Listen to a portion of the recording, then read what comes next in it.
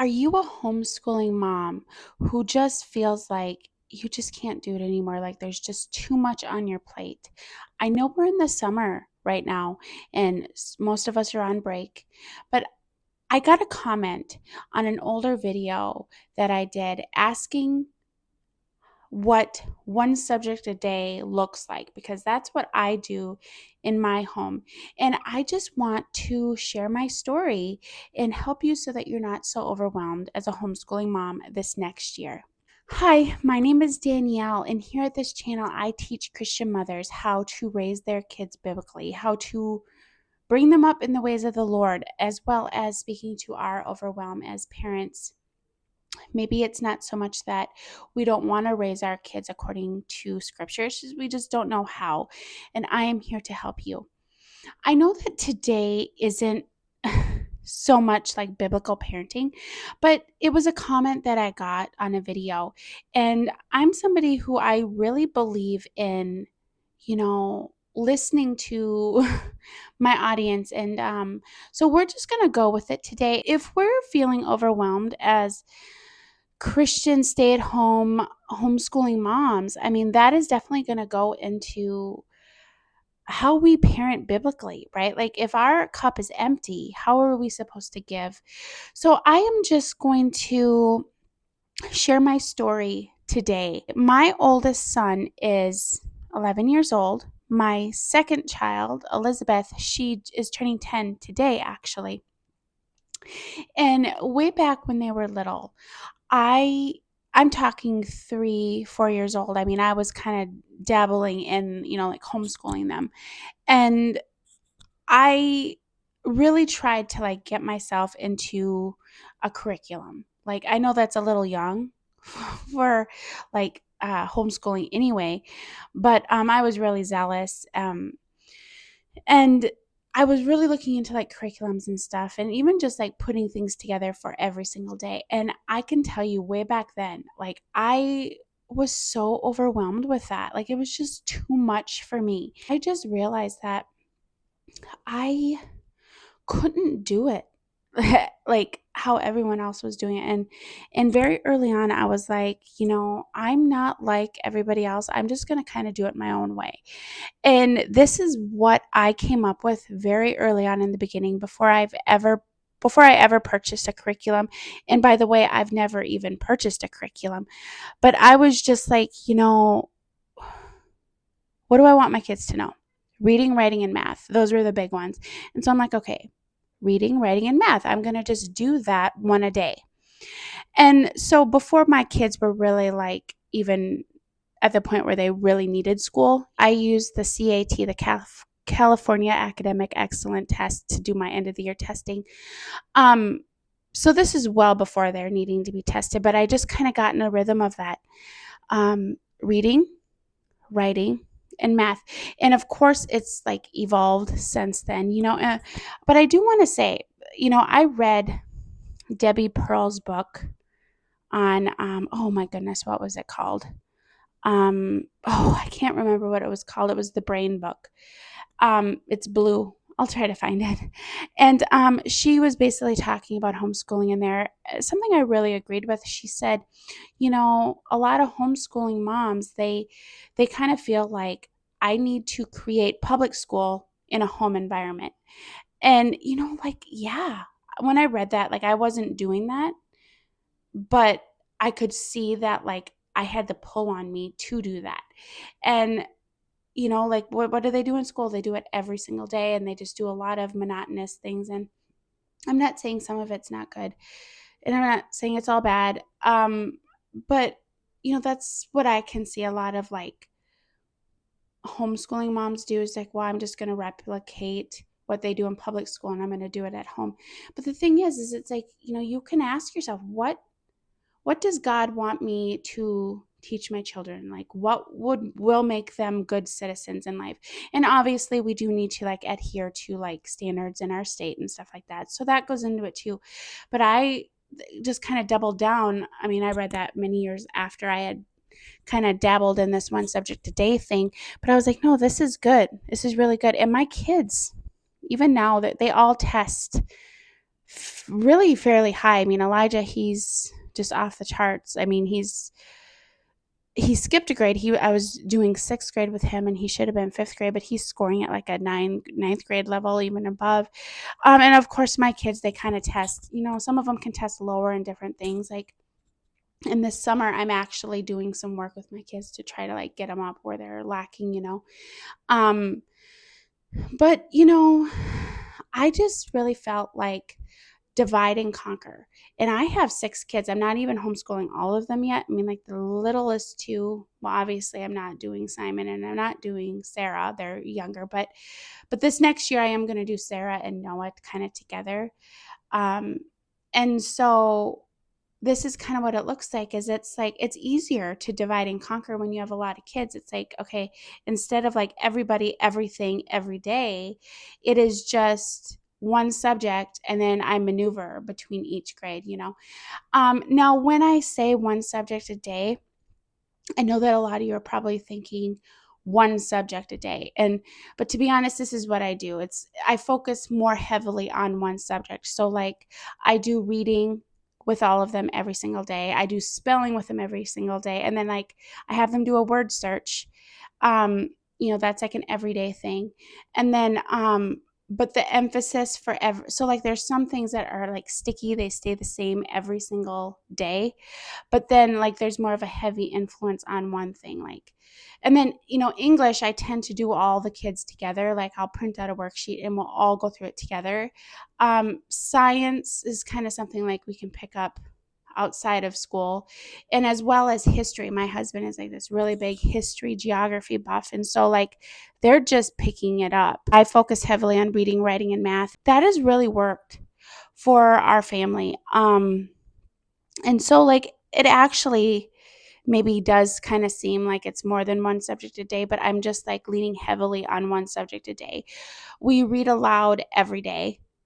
Like either I read aloud or like we do like an audible, like after devotions or something like that.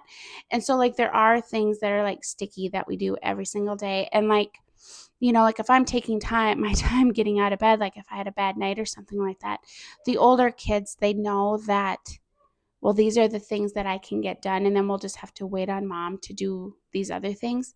And I feel like this is kind of like evolving a little bit because I am starting, after this last testing I did, I am kind of starting to realize that like my kids need a little bit more. And so like there is kind of an evolution of this where I'm starting to do like, like maybe I'll have you correct like a paragraph a day, or obviously readings every day, but math, like my girls, I'm really trying to get them up on their multiplication tables this summer. Like, let's bring you all the way up to speed. Like Lizzie she really struggled with that, on her testing and stuff. And so I'm really trying to drill that home. We're kind of doing summer school around here. But it's not like much. Like even during the school year, there's things that we do, but we're not like so devoted to it that it's just like too much. I feel like focusing mainly on one subject a day, like sitting down with me, the teacher, is just more of a way for them to like comprehend it and digest it. What are some other things that I can think of? I just feel like dividing and conquering it's too much for me, the mom, the teacher, all the different things that I do, to do everything every single day.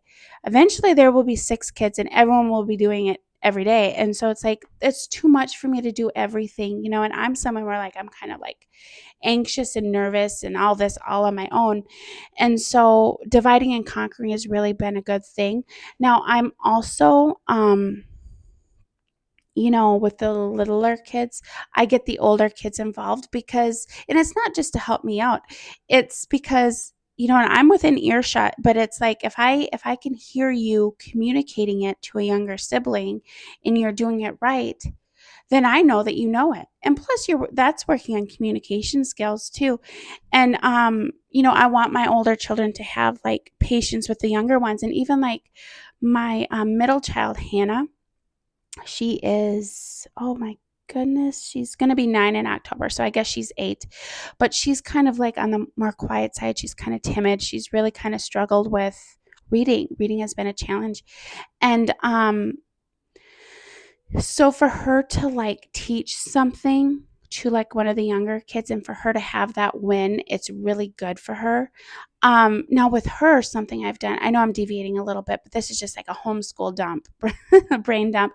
And if you have any questions, like comment below. This isn't a homeschooling channel, but figuring out a way that works for you as like the homeschooling mom, like that will help you parent biblically, because like like the wise woman, she builds her house but the foolish one tears hers down. That's Proverbs 14:1.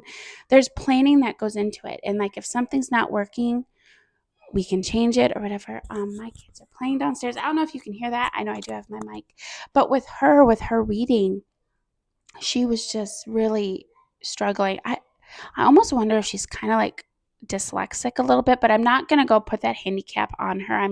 We've just been powering through it, and I slowed down, and she seems to be doing okay. So, maybe there's nothing there. And I was just kind of worried in my mind, but for her, like we would read the same thing every single day until like I know she got it. Or like when she would read, I would like have her underline the words that she was struggling with, and then those would be spelling words that she would do all week. Now, I don't do it so many times that like she's going to remember it, so she can do it from memory. But another trick on that I remember from my school, and I was in public school, is that I graduated in 2009. But one thing I remember from my English class or whatever it was, is like read it backwards. I think it was like correcting sentences or whatever, like do it backwards, because then you're not like anticipating like the pace of it. I haven't done that yet with her, but I've kind of considered it, because it's like, well, is she memorizing it? And then we move on to the next one, and it's like then they get those words down. What was another tip I wanted to leave you? This is kind of out there, but I just wanted to put it out there that like, okay, Elijah, am I doing 6th grade? Well, he was in 6th grade this last year, but I'm doing some more, like I ordered a 6th grade workbook just off of Amazon, because he struggled with the fractions. Like I didn't hit on that like as good as I should have.